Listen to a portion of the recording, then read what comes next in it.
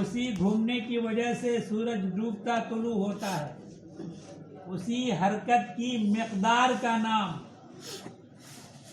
ہے زمانہ. ٹھیک ہے.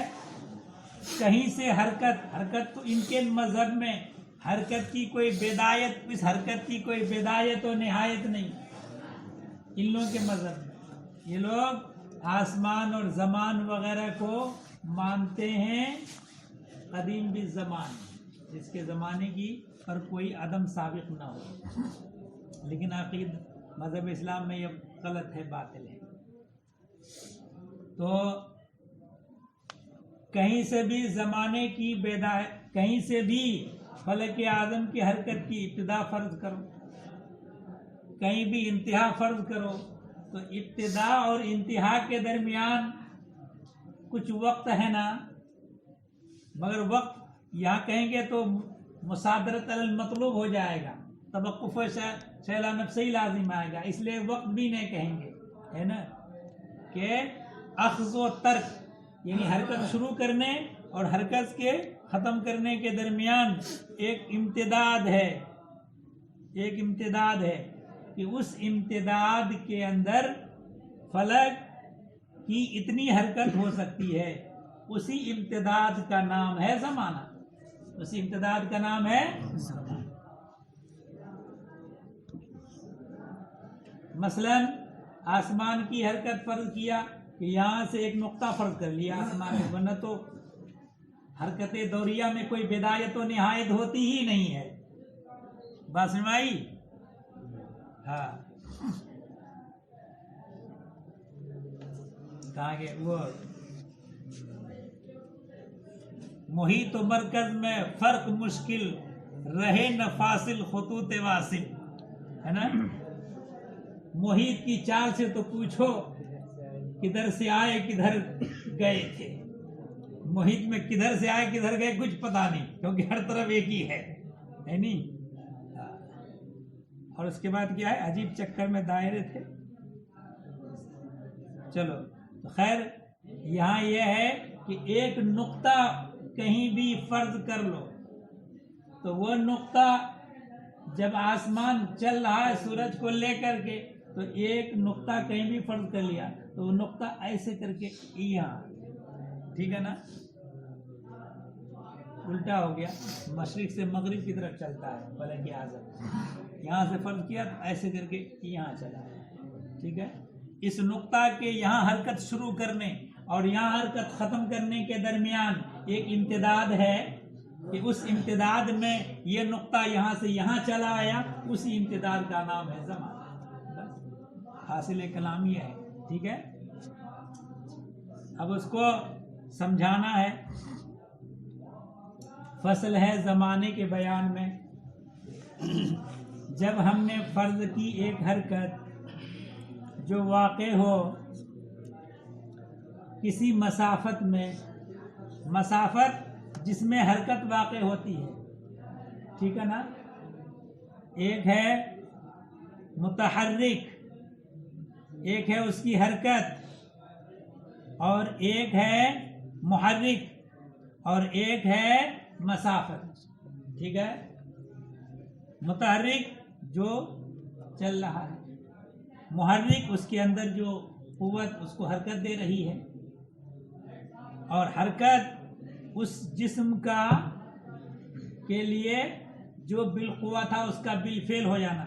یہاں سے یہاں پہنچنا اس کے لیے بالقوہ تھا، اب بالفعل ہو جائے گا. یہ تو وصول ہو گیا. اور یہ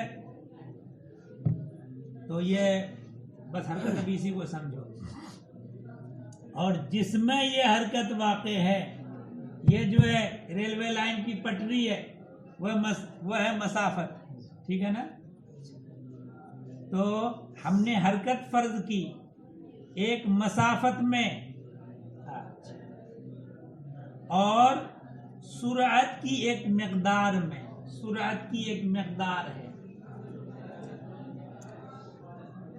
معین مسافت کو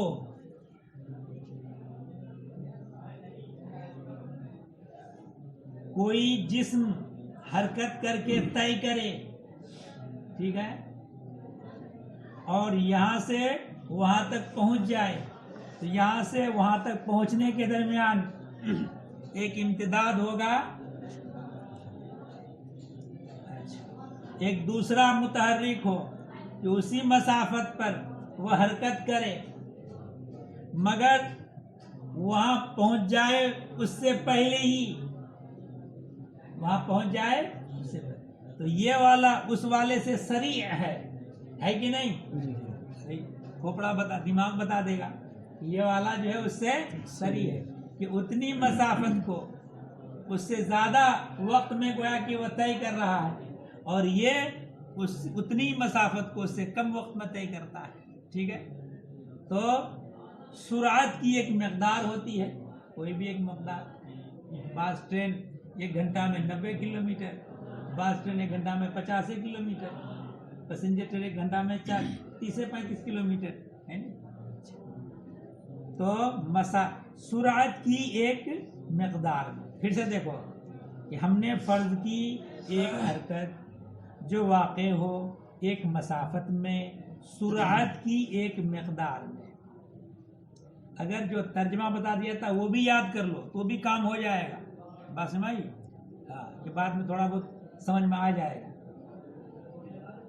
وابتدأت، یہ تو یہ حرکت ہو گئی، وابتدأت معها، اس کے ساتھ ایک حرکت اور شروع ہو، حرکت اخرى، وابتدأت معها حرکت اخرى، اس کے ساتھ شروع ہو ایک دوسری حرکت، مگر یہ والی حرکت ابطأ منها، اس سے زیادہ بطیء ہے، بطیء کا مطلب سست رفتار ہے، مگر یہ دونوں واتفقتا، ضمیر الف کی کدھر لوٹ رہی ہے؟ پہلی والی حرکت وہ حرکت اخرى، ٹھیک ہے نا؟ ان دونوں حرکتوں کی طرف ضمیر لوٹ رہی ہے، اور وہ دونوں حرکتیں متفق ہوں اخذ و ترک میں، اخذ کا مطلب حرکت شروع کرنا، ترک کا مطلب حرکت ختم کرنا، چھوڑ دینا حرکت، ٹھیک ہے؟ اخذ کا مطلب حرکت شروع کرنا، ایک ساتھ دونوں حرکت شروع کریں، ایک ساتھ دونوں حرکت ختم کریں، ٹھیک ہے نا؟ دونوں متفق ہوں اخذ و ترک میں، وجدت البطیئۃ، بطیہ پائی جائے گی،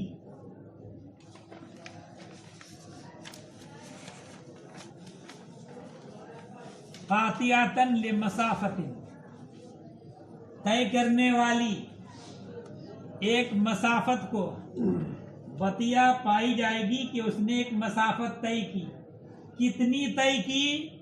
تو کہا کہ اتنی طے کی کہ وہ مسافت سریہ کی مسافت سے کم ہوگی، تو عقل بتا دے گی نا، جب حرکت دونوں ایک ساتھ شروع کرے، ایک ساتھ چھوڑ دے، اور ایک سری ایک بطیء، تو بطیہ جو ہے ایک اتنی مسافت طے کرے گی جو سریہ کی مسافت سے کم ہوگی،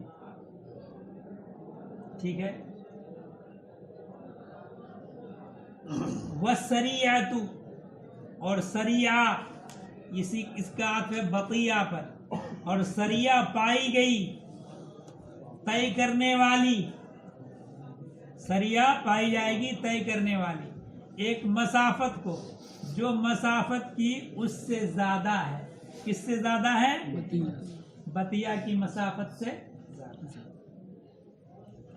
ٹھیک ہے؟ اتنی بات سمجھ میں آ رہی ہے؟ اذا کان کذالک، جب معاملہ ایسا ہو جیسا بتایا ابھی، کان بین اخذ السریعۃ و ترکہا، سریع کو لے لو، سریع کی حرکت شروع کرنے اور حرکت چھوڑنے کے درمیان ایک امکان ہوگا، امکان کا مطلب وہ امکان نہیں جو پڑا ہے، یعنی امتداد کو امکان کہا ہے، ٹھیک ہے نا؟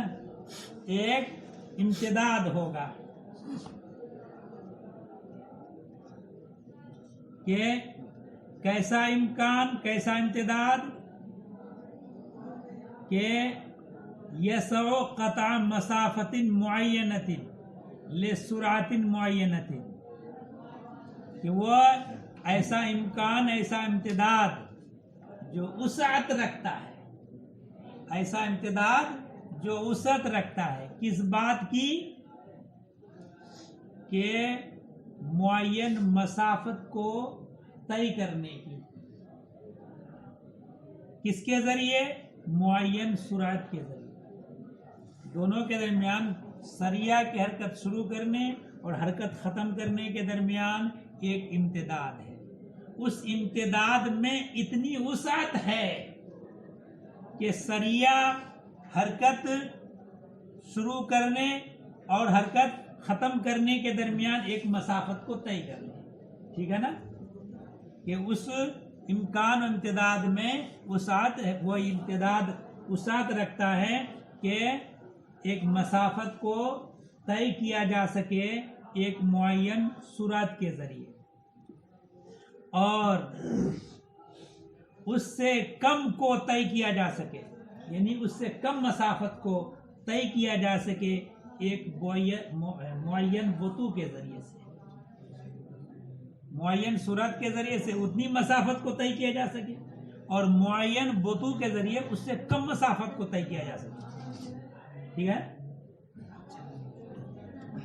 فہذا الامکان، یہ جو امکان ہے یعنی یہ جو امتداد ہے، امتداد مسافت نہیں، طول عرض عمق نہیں، ہاں امتداد زمانی. تو کہا کہ فہذا الامکان قابل للزیادت والنقصان، یہ امتداد زیادتی اور نقصان کو قبول کرتا ہے، کیونکہ اس امتداد میں معین اب مسافت، اسی مسافت کو وطوئے معین کے ذریعے طے کرے، اور اسی مسافت کو اگر صورت معینہ کے ذریعے طے کریں تو صورت معینہ کے ذریعے طے کریں اسی مسافت کو، تو جو امتداد ہوگا وہ کم ہوگا، اور اسی مسافت کو اگر وطوئے معین کے ذریعے طے کریں تو وہ جو امتداد ہوگا وہ زیادہ ہوگا. ٹھیک ہے نا؟ تو وہ امتداد زیادت اور نقصان کا قابل ہے. اسے دیکھو، فہذا الامکان قابل للزیادت والنقصان، یہ امکان زیادتی اور نقصان کو قبول کرتا ہے. وہ غیر و ثابتی، ثابت نہیں ہے. ثابت نہیں کا مطلب قار نہیں ہے. بدایت الحکمت سے قار اور غیر قار کی تعریف یاد کر لینا. ٹھیک ہے؟ قار کس کا مطلب؟ بے جمیع اجزائی جو موجود ہو. قار کسے کہیں گے؟ بے جمیع اجزائی موجود ہو. جیسے تم لوگ ہو، قار ہو. اور زمانہ غیر قار. ٹھیک ہے نا؟ ہر آن گزرتا جا رہا ہے، ٹھہراؤ نہیں ہے. ٹھیک ہے؟ ماضی اور مستقبل یہی زمانہ، تو حال تو زمانہ ہی نہیں ہے. کیوں؟ ایک آن وہ جو آگے نکل گیا، ایک آن جو آنے والا ہے، بیچ میں کیا ہے؟ اگر بیچ میں مانتے ہیں کچھ حصہ تو پھر تو ساکن ہو جائے گا. ویسے الفاظ بھی غیر قار ہیں، یہ والے نہیں، یہ الفاظ ہے ہی نہیں. جتنی کتاب میں الفاظ کوئی نہیں ہے، الفاظ کا اطلاق ان کے اوپر مجازی ہے. ٹھیک ہے نا؟ کیونکہ یہ دلالت کرتی ہے الفاظ پر. مدلول کا نام دال کو دے دیا گیا، ورنہ یہ سب نقوش ہیں، یہ سب نقوش. الفاظ غیر قار ہیں. زید کا جب تکلم کر رہے ہیں تو جب تک زی ادا نہیں کیا ہے کوئی بات نہیں. زی ادا کر لیا تو ابھی آئی نہیں، اور جب یہ تک پہنچے تو زی غائب. ٹھیک ہے نا؟ اور ابھی دال نہیں حاضر، اور جب دال تک پہنچے تو زی یہ دونوں غائب. ٹھیک ہے؟ اور دال تک پہنچ گئے تو تینوں غائب. ٹھیک ہے؟ تو الفاظ ما یتلفظ بہ الانسان، یہ جو نکل رہا ہے یہی ہے الفاظ. ٹھیک ہے؟ اور اس کا یہ قار نہیں. وہی حال ہے یہ جو امتداد ہے، یہ امتداد بھی غیر قار ہے. غیر و ثابت کا مطلب غیر و قار میں، غیر ثابت ہے یعنی غیر قار ہے. اذ لا یوجد اجزاؤہ معا، غیر ثابت اس لیے ہے کہ اس کے اجزاء ایک ساتھ نہیں پائے جاتے. ٹھیک ہے، اتنا سمجھ لینے کے بعد فہا ہونا امکان متقدر غیر ثابت، تو یہاں ایک امکان ہے جو متقدر ہے یعنی ذو مقدار ہے اور ثابت نہیں ہے، یہی ہے زمانے سے مراد. یہی ہے زمانے سے، یہی اسی کو کہتے ہیں زمانہ. ٹھیک ہے نا. اور یہ جو امکان ہے یہ حرکت کی مقدار ہے. یہ کیا ہے؟ حرکت کی. کیوں؟ لأنہ کم، اس لیے کہ یہ کم ہے. یہ کم سے مراد کم منفصل کی کم متصل ہے.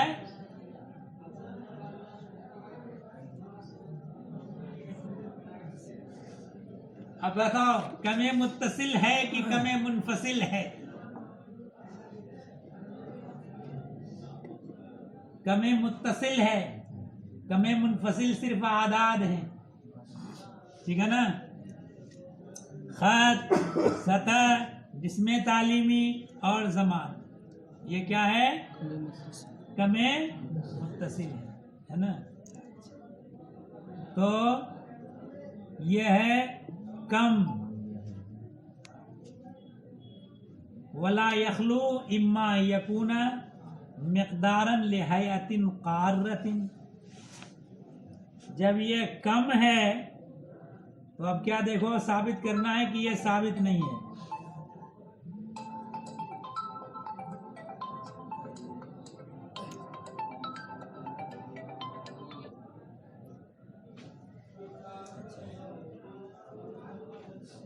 ہاں، اس لیے کہ یہ کم ہے، خالی نہیں ہے اس بات سے کہ یہ یا تو حیات قارہ کی مقدار ہے یا حیات غیر قارہ کی مقدار ہے. حیات قارہ کی مقدار ہے یا حیات غیر قارہ کی مقدار ہے. لا سبیل الی الاول، اول کی طرف کوئی راہ نہیں. کیوں؟ اس لیے کہ زمانہ خود غیر قار. جب زمانہ غیر قار ہے تو حیات قارہ کی مقدار ہو نہیں سکتا. خط، سطح، جسم تعلیمی یہ قار ہے تو وہ حیات قارہ کی مقدار تو بن جائے گا، لیکن یہ جو ہے زمانہ ہے یہ خود غیر قار ہے تو حیات قارہ کی مقدار نہیں ہو سکتا. وَمَا لَا يَكُونُ قَارًا لَا يَكُونُ مِقْدَارًا لِحَيَةٍ قَارَّةٍ، اس لیے کہ جو خود قار نہ ہو وہ حیات قارہ کی مقدار نہیں ہوگا. فَهُوَ مِقْدَارٌ لِحَيَةٍ غَيْرِ قَارَّةٍ، لہذا یہ حیات غیر قارہ کی مقدار ہے. وَكُلُّ حَيَةٍ غَيْرِ قَارَّةٍ فَهِيَ الْحَرْكَةُ، تو ہر وہ حیات جو غیر قارہ ہو وہ کیا ہے؟ حرکت ہے. تب کیا نکلا نتیجہ؟ زمانہ مقدار ہے حرکت کی. زمانہ مقدار ہے وَهُوَ الْمَطْلُوبُ. ٹھیک ہے، یہی. اب یہاں سے یہ ثابت کریں گے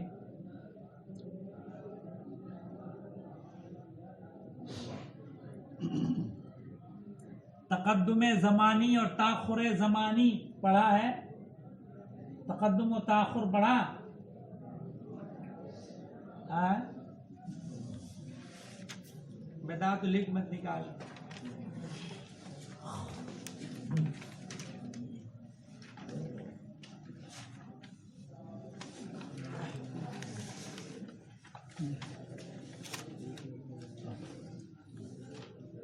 تم لوگ دیکھو تقدم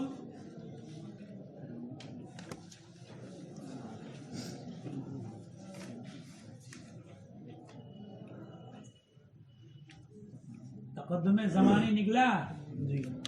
تقدم بزمان کیا؟ تقدم بزمان ان دو چیزوں کی نسبت کو کہتے ہیں کہ ان میں ایک ثابت دوسری لاحق